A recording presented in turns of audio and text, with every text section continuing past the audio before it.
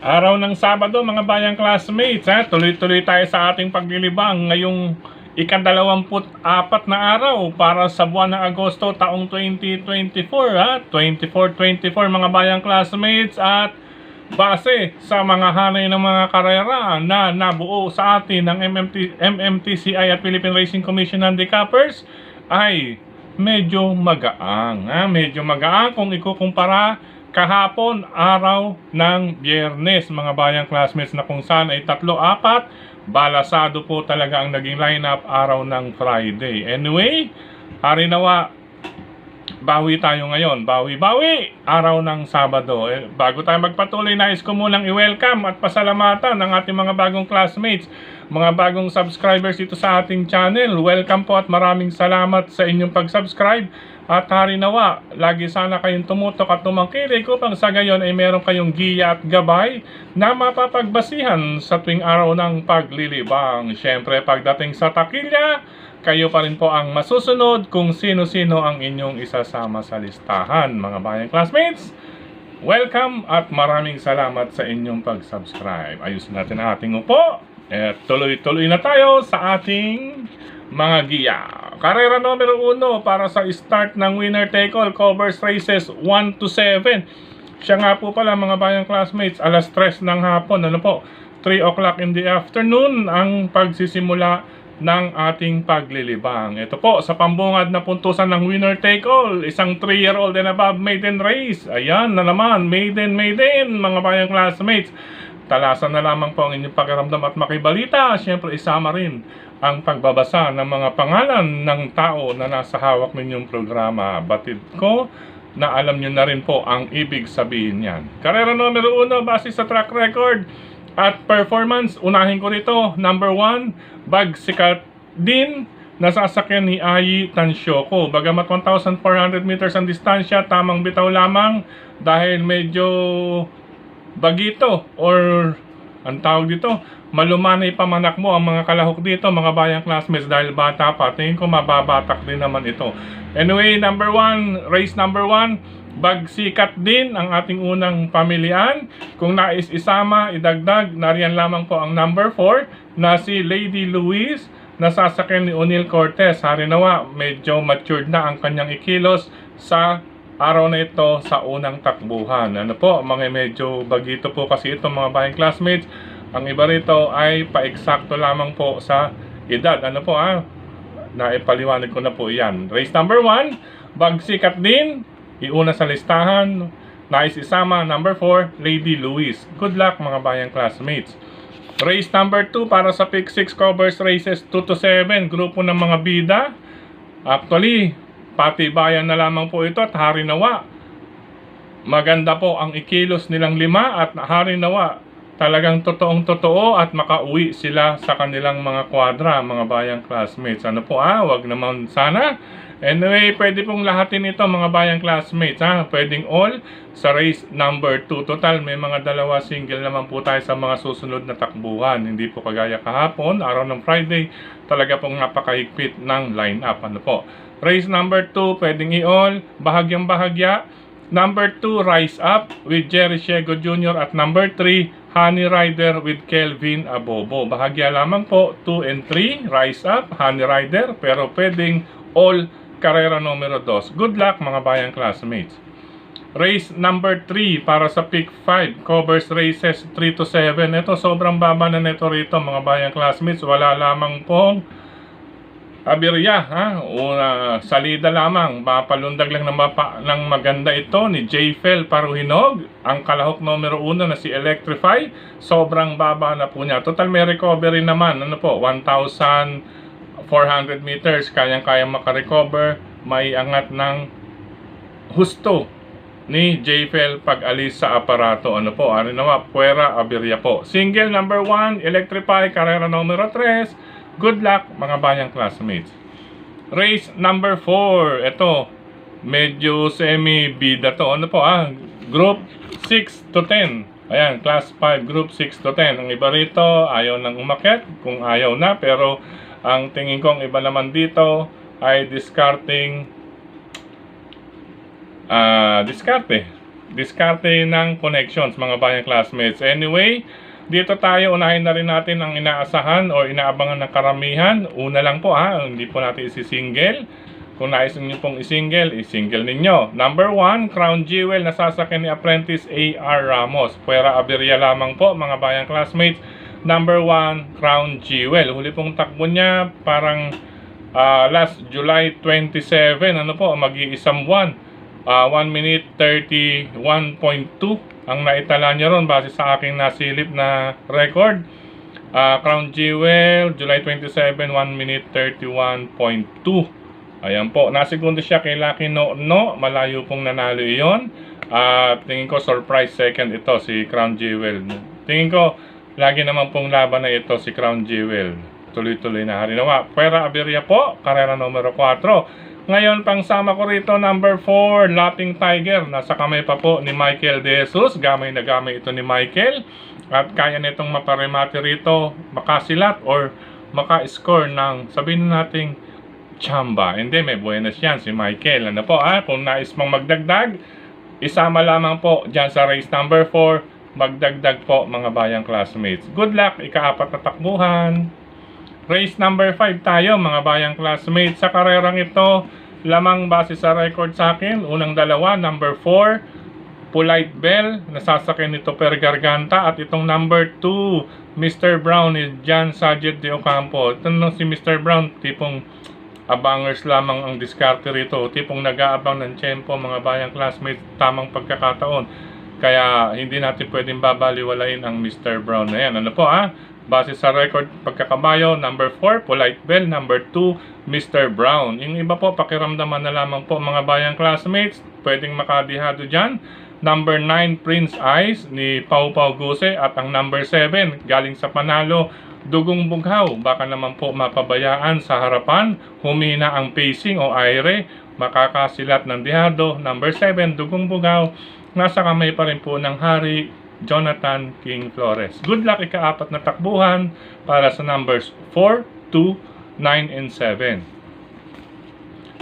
Race number 6 tayo mga bayang classmates.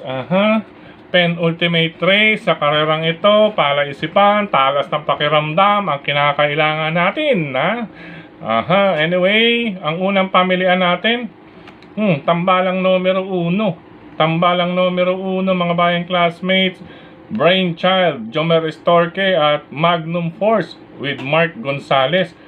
Parehong deremate or may dating mga bayang classmates.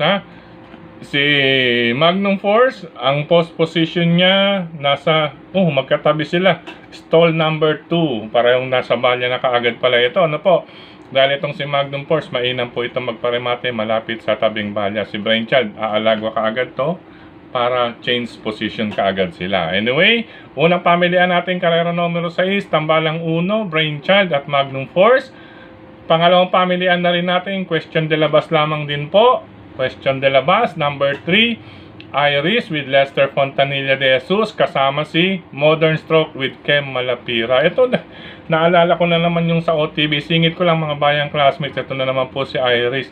Naalala ko yung dalawang karerista natin or classmates natin sa OTB. Diyan sa RT-OTB, hello sa inyo. Habang nagiinom sila ng RH, mga bayang classmates. Nakatama naman po sila sa karerang yon. Sabi nung isa, naiwan yata si Iris. Sabi daw nung kabayo, Iris na pala. Yun yan, inulit ko lang yan mga bayang classmates. Sumagot naman po yung isa. Ang sabi naman nung isa, buti ka pa, yun ang basa mo. Ako, hindi ko na talaga sinama yan. Kasi sa amin, sa parting south, ay ang basa dyan, Iris. Ayan, kaya hindi ko na sinama. Kumbaga, DNG na raw, sabi nung isa nating classmates. Anyway, singit lang yan mga bayang classmates, Iris para sa kanya. Kung nais magdagdag mga bayang classmates, dahil medyo questionable tayo doon, nariyan po ang dihado number 5, Dolyarama with Macmac de Ocampo. Nakaabang lamang po iyan sa corner pocket. Abangan nyo po, parang bilyar lang Abangan nyo sa corner pocket or sa side pocket. Dividendo tayo dyan kay Dolyarama. If ever po na question iyong 4 na kalahok.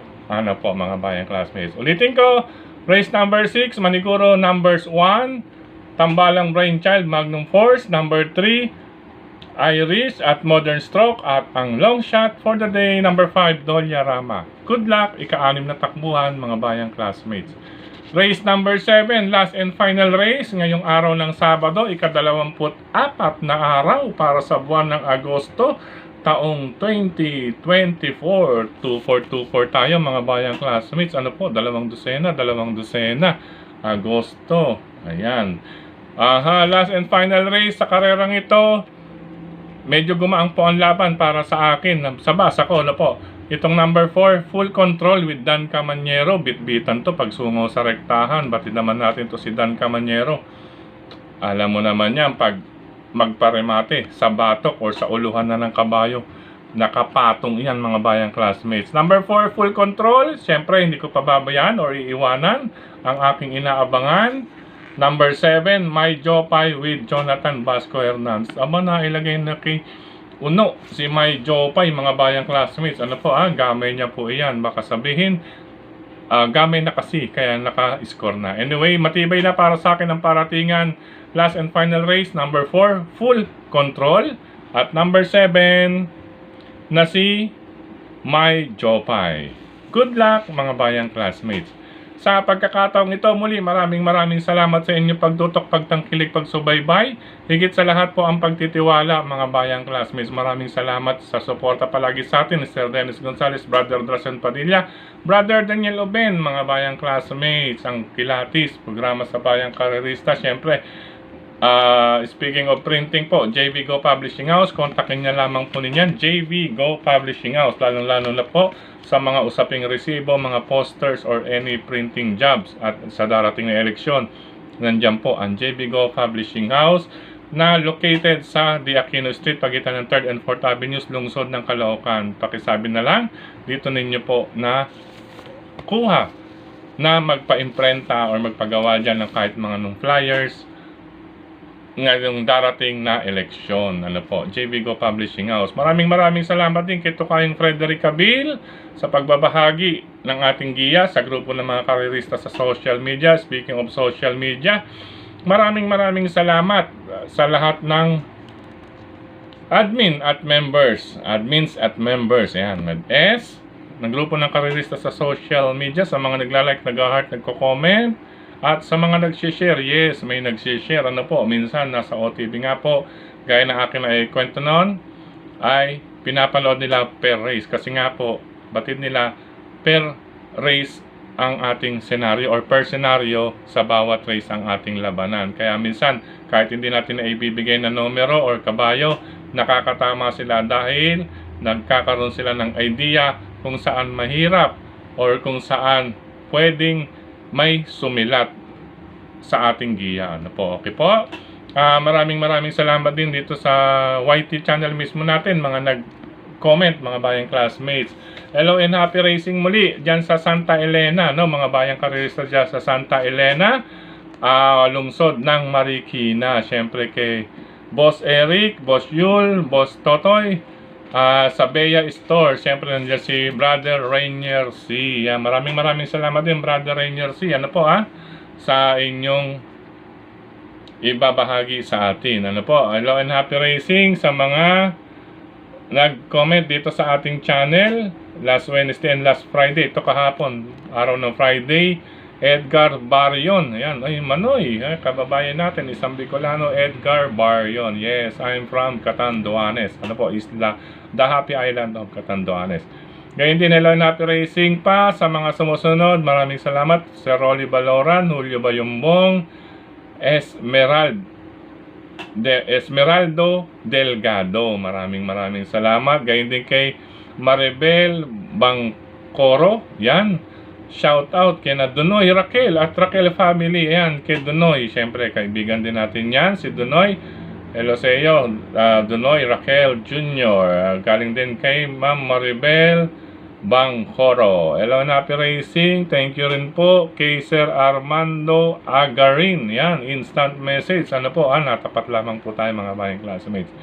Gayun din, hello and happy racing din kay Sir Benjamin Cabanya, Brother Lito and Sister Cha Ortega.